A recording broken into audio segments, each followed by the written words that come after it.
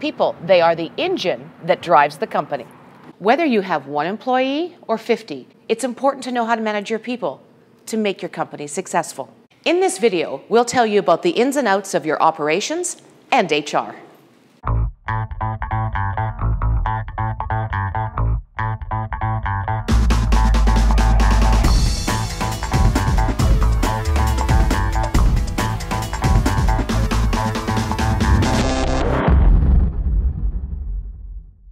Hiring your first employee is a major milestone in your business. Make sure that you're ready for the additional responsibility and complexity by considering some of the following questions. When is the right time to hire? When should you hire an internal resource? When should you contract a service provider? And what will be your job posting and interviewing process? We decided to hire someone when we began burning ourselves out, the candle at both ends. Currently, I'm not in a position to hire, but with my workload, this is going to have to be addressed. The stress just wasn't worth the fatigue to try and get the work done. We set out to look for someone to help us and complement our process and our skills. I think that what I'm going to have to do is open up a location because it's just easier to control and keep everybody all together and manage my employees. It took a lot of time and a lot of energy to really hone in on what we really needed to grow and what spaces we needed to grow to complement our process. If I could do anything different from the beginning, it would probably be to open up a location right from the start. One of our weak points was our lack of skill with human resources and understanding the rights and wrongs of growing not only the business, but the team that powers that business. Although we tried traditional advertising methods, we actually found Kijiji to provide the largest response and at the lowest cost.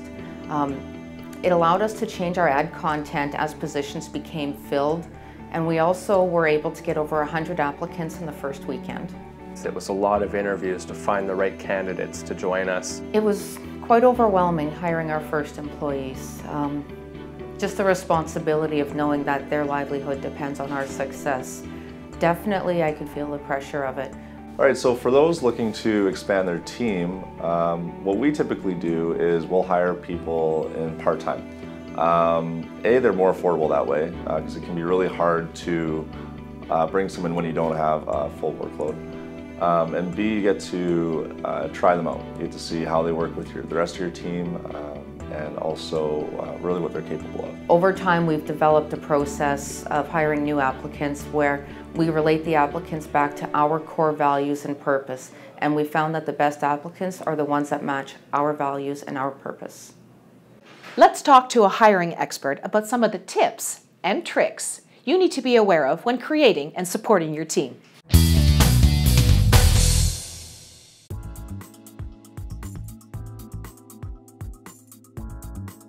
In every organization, there are going to be people problems. People are your biggest asset. And so you do need to manage all elements of people management in order to be successful. Now you might be asking, when do you hire your very first person? And I remember doing that myself. And it was scary. So I think the first person that you need to hire is more administrative. You're the technical person. You're the expert. You have to be paying attention to the elements of expertise. Get somebody else to deal with the phone calls and the administration and the invoicing because you need to be busy with your technical aspects. Look for a protege, someone that you can train up to do some of the work that you are doing yourself.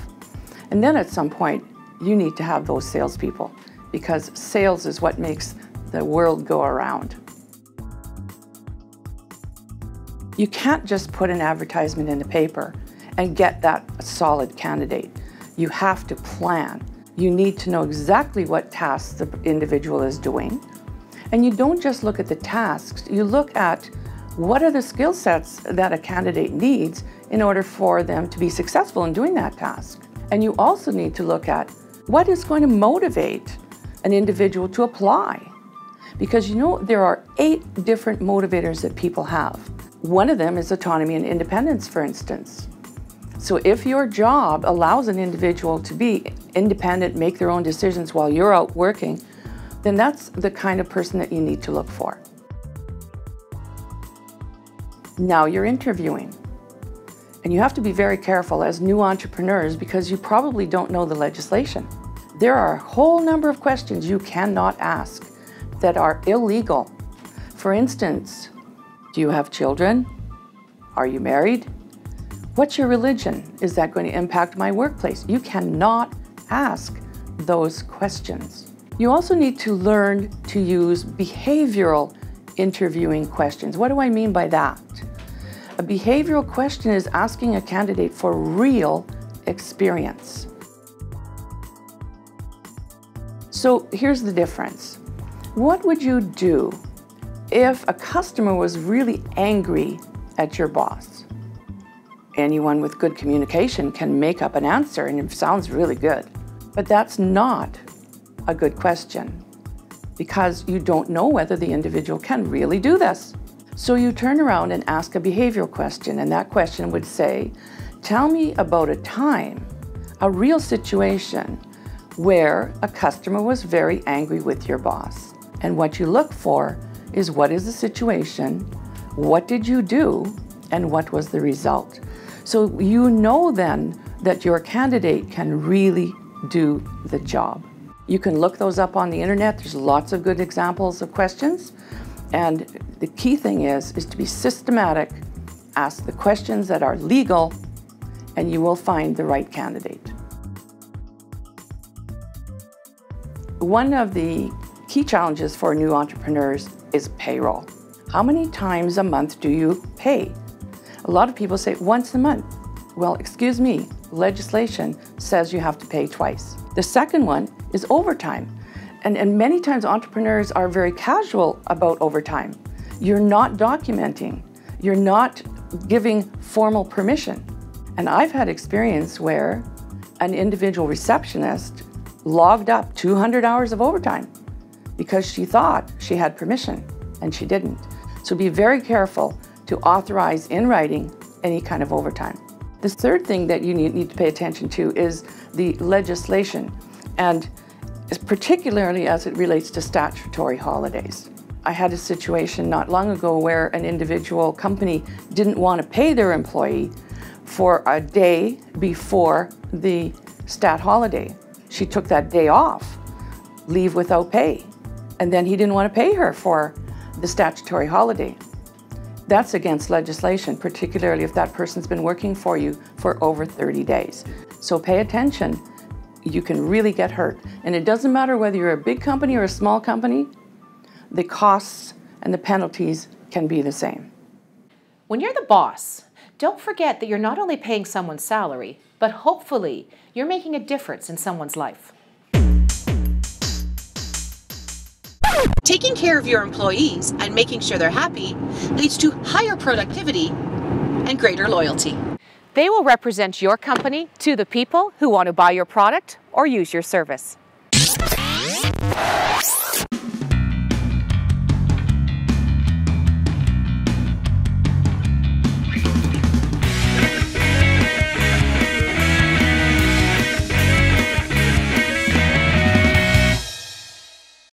Entrepreneurs, especially startups, a lot of young people starting businesses, hiring an employee is really a hard thing to do. Absolutely. What was it like to hire your first employee? You know, the first employee was really exhilarating. It meant that we had gone beyond myself and my partners. It was a validation, I guess, for the company to progress beyond what we originally had. Hiring that first person was daunting, but also exciting.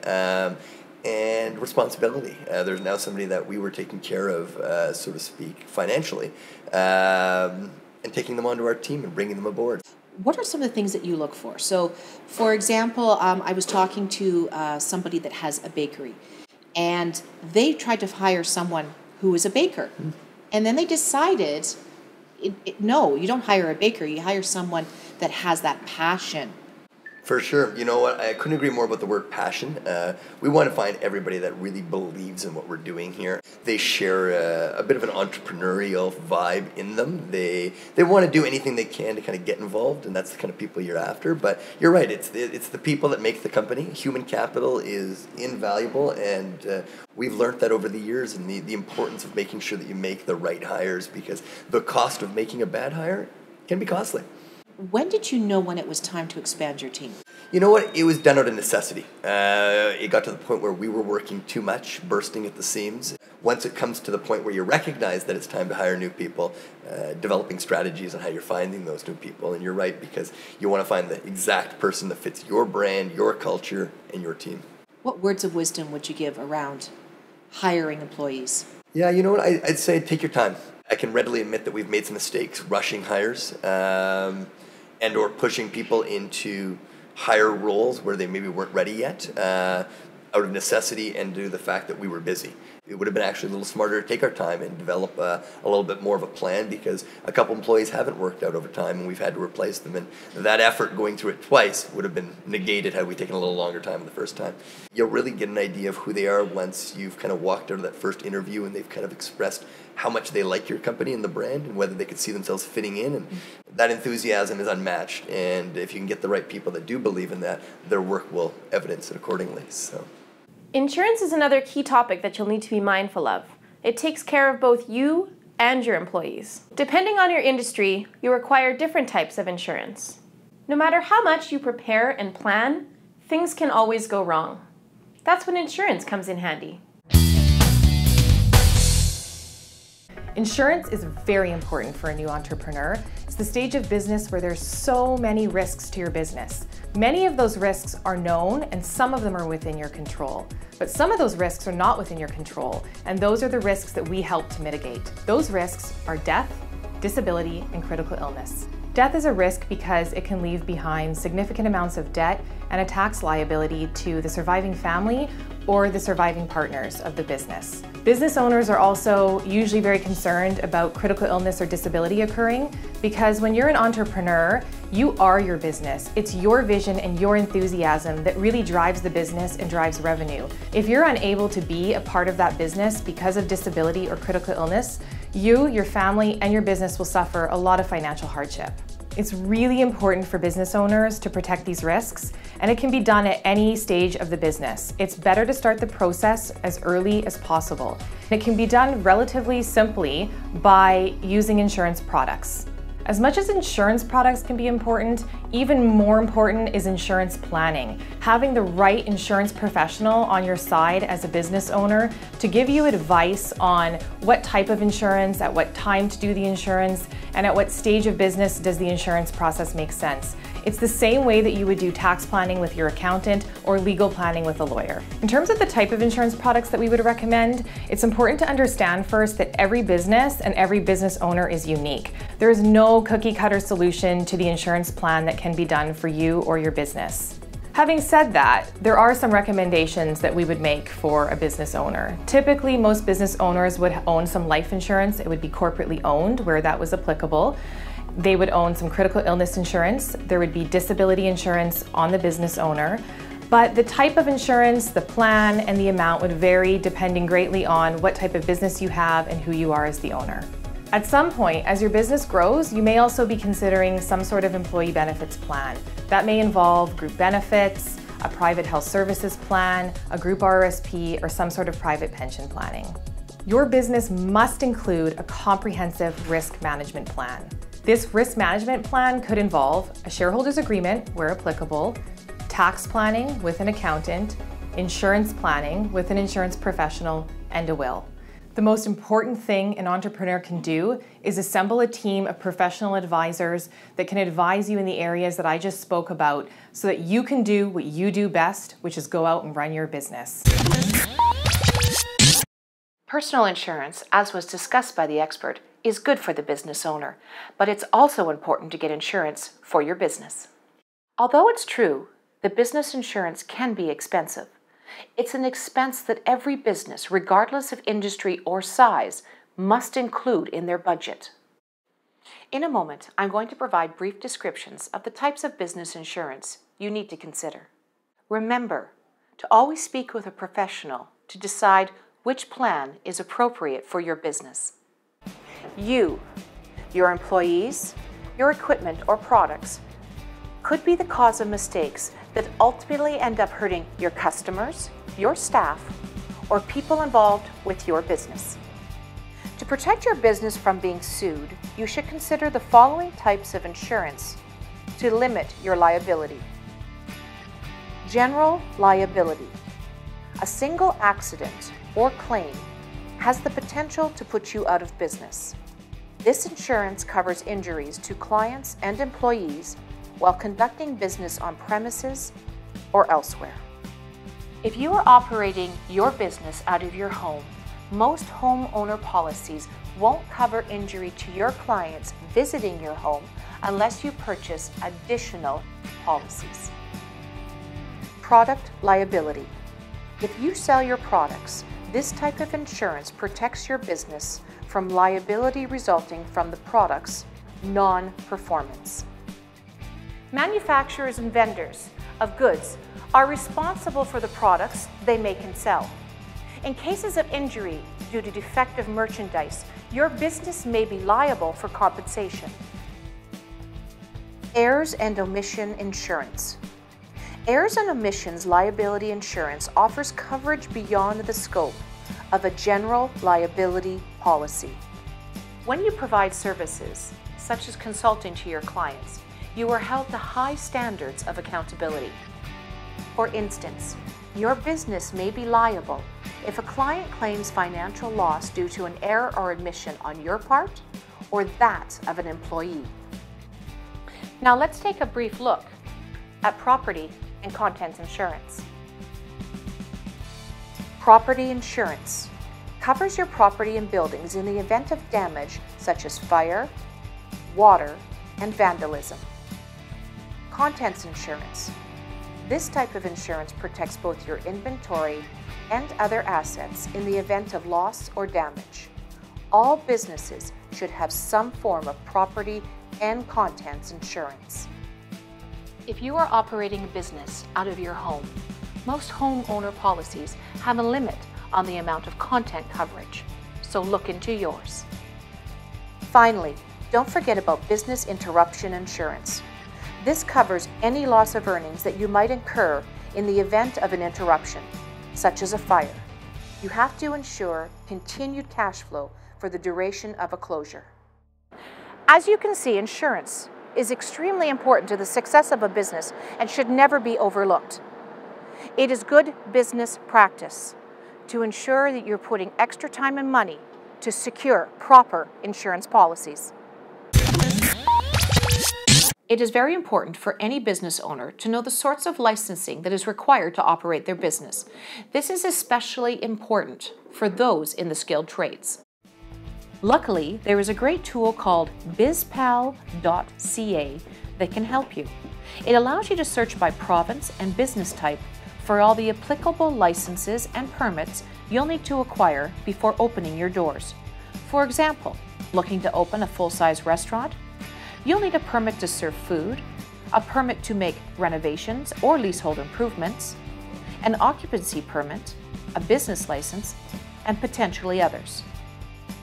What if you're looking to be a building finishing contractor?